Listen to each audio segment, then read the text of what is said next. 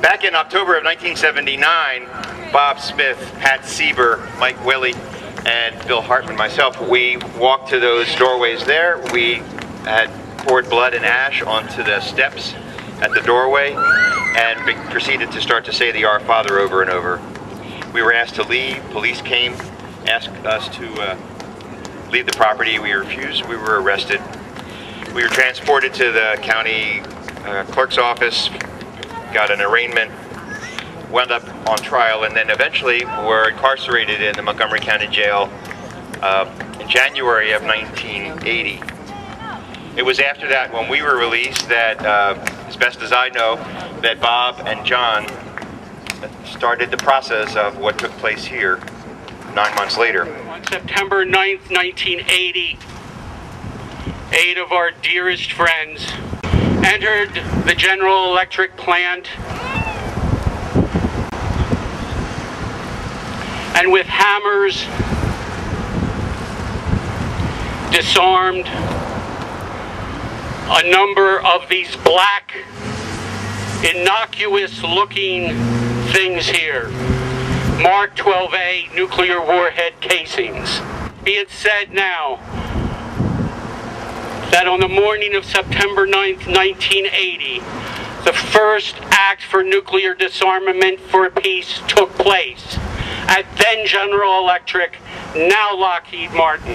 And that we celebrate. That we celebrate.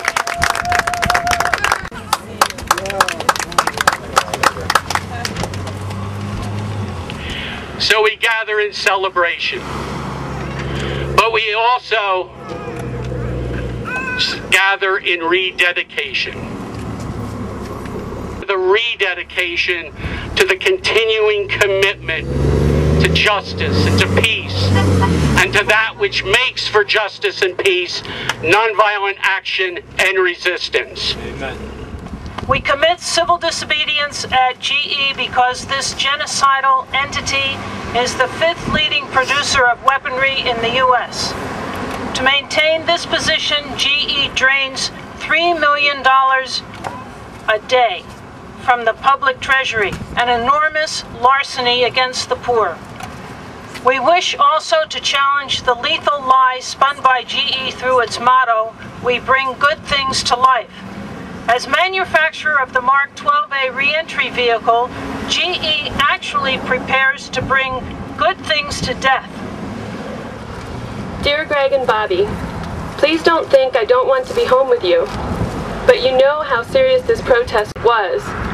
Many people have been encouraged and moved to think more deeply about nuclear weapons as a result. We have gotten many letters from all over the country, from people writing to offer their prayers and their support. We hope that what we did will make some real difference in moving other people to act and protest, so that you and all the children will have a better future. We did what we did to say that it is wrong. It is a sin to build those bombs. I did what I did because I want you to grow up, to live a full life, and to have children of your own without having to live in fear for their lives, as I live in fear for your life. It is important that we go into court to challenge GE, the court, and the government to see the real issues, the issues of life and death that we face, all of us, even the GE employees. I don't want to be separated from you. I will come home as soon as I can, as soon as I have done what I must do. All my love, Mom. Lockheed Martin, like GE before it, is built on the social acceptance of a permanent war economy and a belief in the ultimate dominance of United States markets and interests around the world. That is empire. And empire means endless war and the threat of war. Even the threat posed by the ultimate threat, nuclear weapons, whose continued existence continue to poison our earth, our spirits, our imagination, our judgment, with the global threat of unimaginable death and destruction.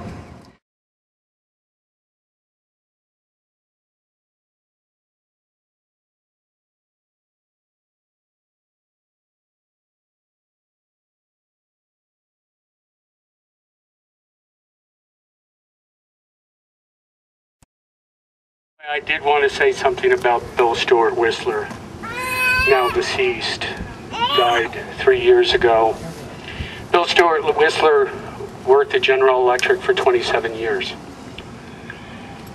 He had been in the Navy and was recruited by General Electric as an engineer right out of the Navy, and in fact witnessed the very early H-bomb tests at Eniwetok and a number of the other atolls.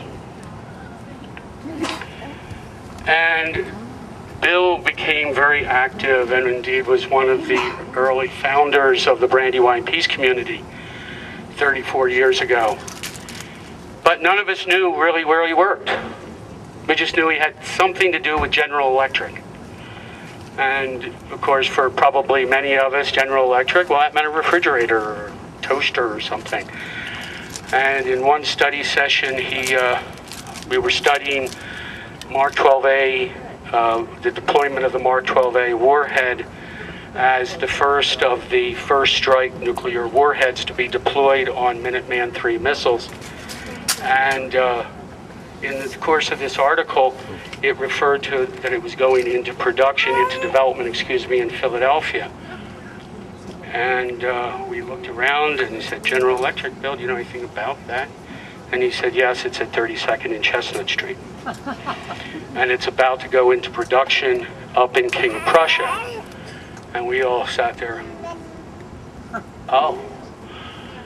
And there was a great deal of silence. I can't tell you what it was like.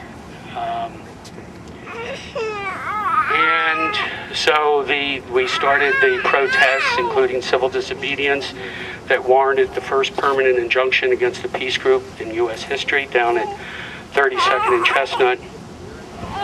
And it was Bill who gave the blood, some of the blood, for the very first act of civil disobedience here on the steps. And I'll never forget that morning he rode up here that Bill already referred to. He got out of his car and he looked down the steps, and it's kind of like a Greek theater down. And he just jumped back in the car. And it was that afternoon that he wrote his resignation to General Electric, saying that today he saw his blood, the lifeblood of his work, spilled out onto his employer. And that was just weeks before the Plowshares 8 consideration began. He subsequently resigned, and I'll never forget that right after the Plowshares 8, Bill came to me and he said, well, I think I did it just in time. Maybe I helped this action. I would just like us to remember this very good man. Very good man, whose change and conversion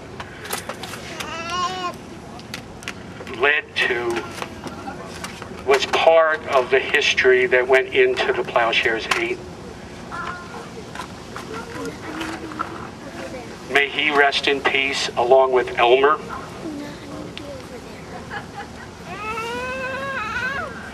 And Philip, who are all still here very much with us as we stand here, and even more so when we pick up the hammer and commitment to resistance. Thank you.